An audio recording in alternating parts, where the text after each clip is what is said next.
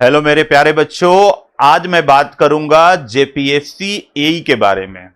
जी हां, पिछले 6 महीना से जेपीएससी एई का चर्चा आपको देखने को मिल रहा था और आयोग ने एक गैजेट भी जारी किया था जिससे ये लग रहा था कि ये वैकेंसी जल्दी आने वाली है।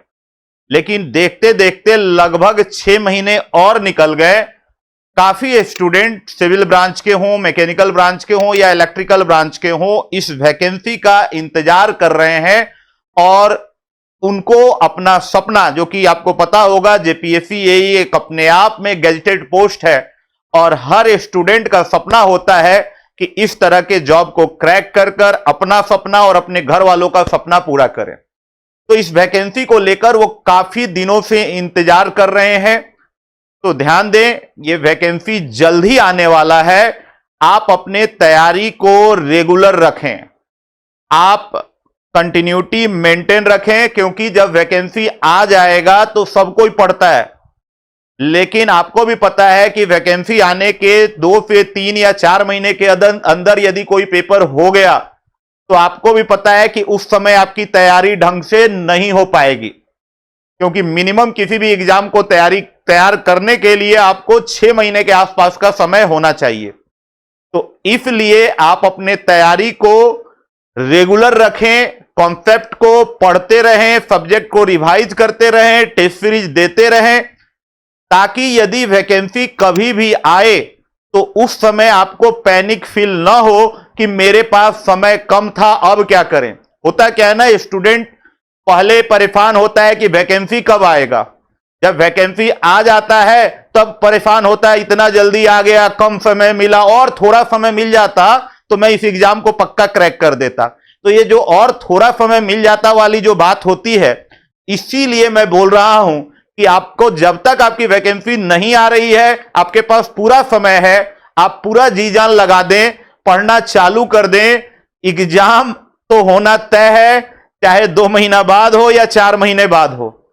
तो इसलिए अपनी तैयारी को बिल्कुल बढ़िया रखना है और उसके लिए कंटिन्यूटी एक इंपॉर्टेंट चीज है, अदरवाइज आप इस गोल्डन अपॉर्चुनिटी को मिस कर जाएंगे। तो अगला बात यह होता है कि यदि ये एग्जाम होगा तो कब होगा। तो देखिए, जब फॉर्म आ जाएगा तो लगभग आप मान के चलें कि उसके 4 से 5 महीने के बाद आपको एग्जाम आपके हो जाएंगे। अगला क्वेश्चन यह आता है कि इस एग्जाम का आपको पैटर्न क्या होने वाला है, क्योंकि एक पैटर्न भी बहुत इंपॉर्टेंट चीज होता है। किसी भी एग्जाम को, हर एग्जाम का एक अपना तरीका होता है और आपको उसी पैटर्न में प्रैक्टिस करना चाहिए, तभी आप उस एग्जाम को क्रैक कर पाएंगे।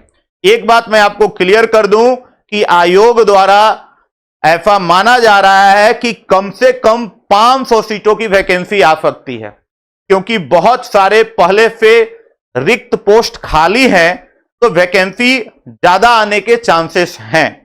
तो इसलिए इस अपॉर्चुनिटी को बिल्कुल मिस ना करें। आप रेगुलरिटी मेंटेन रखते हुए डेली बेसिस पे पढ़ना चालू कर दें। तो बात आती है कि एग्जाम का पैटर्न क्या होगा।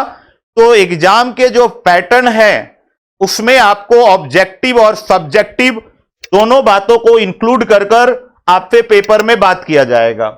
जो ऑब्जेक्टिव पेपर होंगे उसमें आपको जनरल इंग्लिश और जनरल स्टडीज, जो कि 200 मार्क्स का होगा, 2 घंटे का यह पेपर होने वाला है। वहीं मैं बात करूं टेक्निकल पेपर 1 और टेक्निकल पेपर 2, इसका मतलब है कि पूरे जो आपके ब्रांच हैं, चाहे सिविल हो, चाहे मैकेनिकल हो या इलेक्ट्रिकल हो, उसको 2 पेपर में सिलेबस को बांट दिया गया है। उस सिलेबस के अकॉर्डिंग पेपर 1 का ऑब्जेक्टिव होगा 200 मार्क्स का 2 घंटे, टेक्निकल पेपर 2 का 200 मार्क्स का 2 घंटे, यानी जो आपके ऑब्जेक्टिव पेपर होंगे 600 मार्क्स के होंगे।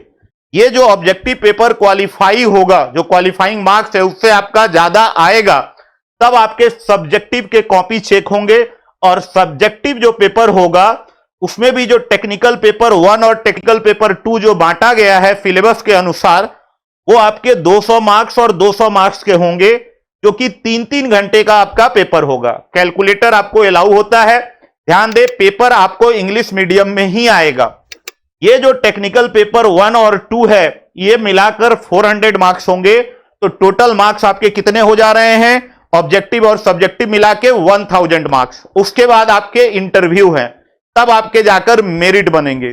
तो एक पेपर का आइडिया आपको चल जाना चाहिए कि ये वन लाइनर एग्जाम नहीं है कि लास्ट 2 महीने का भी समय मिलेगा तो आप इस एग्जाम को इजीली क्रैक कर पाओगे। बिल्कुल ये एग्जाम कम समय में तो क्रैक नहीं होगा, इसीलिए बोल रहे हैं कि अपने समय को बर्बाद ना करें और तैयारी चालू कर दें। ध्यान दें, आगे के वीडियोज में आप यदि चाहते हैं तो मैं इसके सिलेबस के बारे में डिस्कस करूंगा।